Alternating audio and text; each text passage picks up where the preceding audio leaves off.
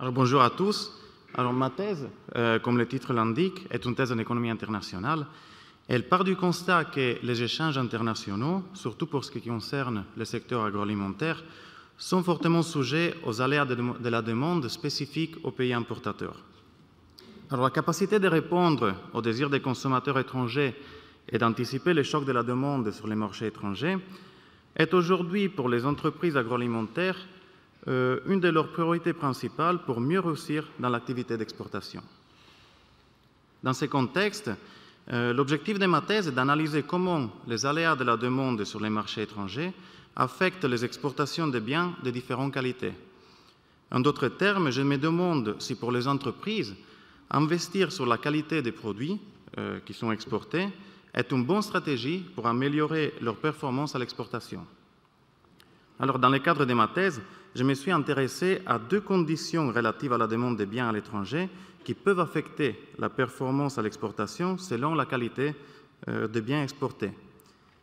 La première concerne un mécanisme lié au concept de préférence non hypothétique des consommateurs, selon lequel une augmentation du revenu des consommateurs ne conduit pas seulement à une augmentation de la demande pour tous les produits, mais aussi à une demande plus élevée ou plus que proportionnelle pour les biens de haute qualité. Plus concrètement, ce mécanisme implique que quand on est plus riche, on consomme plus de meilleure qualité et quand notre revenu baisse, on consomme moins et de qualité plus basse.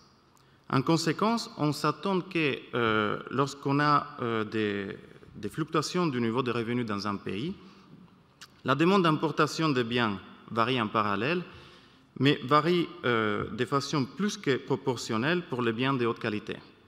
Alors, l'analyse empirique que j'ai menée au cours de ma thèse confirme ce mécanisme et montre que les entreprises qui exportent des biens de haute qualité sont plus exposées ou plus sensibles aux fluctuations des revenus dans les pays de destination et donc sont caractérisées pour une volatilité des exportations plus importante.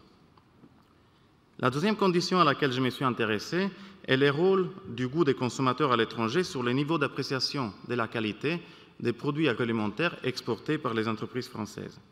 Alors, l'analyse empirique que j'ai menée dans ce cadre montre que les consommateurs qui ont des habitudes alimentaires plus proches à celles des Français ont une disposition ou une propension majeure à acheter des produits de haute qualité malgré leur prix plus élevé.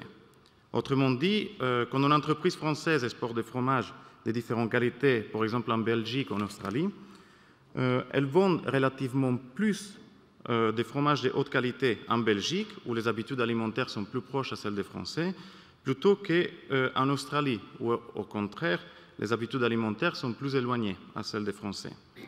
Alors, les résultats de ma thèse montrent que globalement, un revenu des consommateurs stable et une forte proximité des goûts des pays importateurs favorisent les exportations de produits de haute qualité.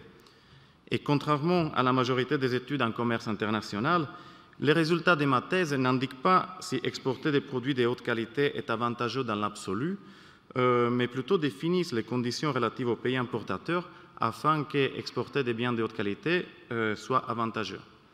Merci beaucoup.